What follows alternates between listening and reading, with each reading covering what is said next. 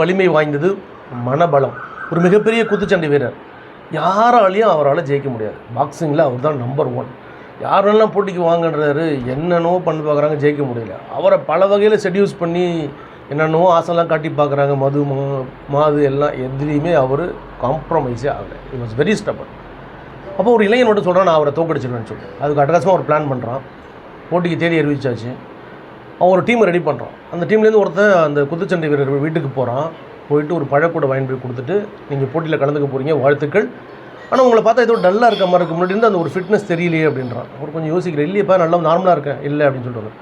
மறுநாள் அவர் ஜாகிங் போயிட்டுருக்காரு. அப்போ ஒருத்தன் பார்க்குறான். பார்த்துட்டு, என்ன அங்கிள் ரொம்ப சோர்வாக இருக்கீங்க, போட்டிக்கு வாழ்த்துக்கள், ஆனால் பழைய மாதிரி இல்லை நீங்கள் அப்படின்றான்.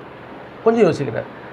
அதுக்கு அடுத்து இன்னொருத்தர் என்ன பண்ணுறான், ஒரு பூங்குத்து கையில் கொடுத்து, வாழ்த்துக்கள் சூப்பர் அப்படின்னும் போது, நீங்கள் கை பிடிச்சிங்கன்னா சும்மா அந்த பிடி ஸ்ட்ராங்காக இருக்கும், அந்த பிடியில் ஒரு ஃபிட்னஸ் தெரியலையே அப்படின்றான்.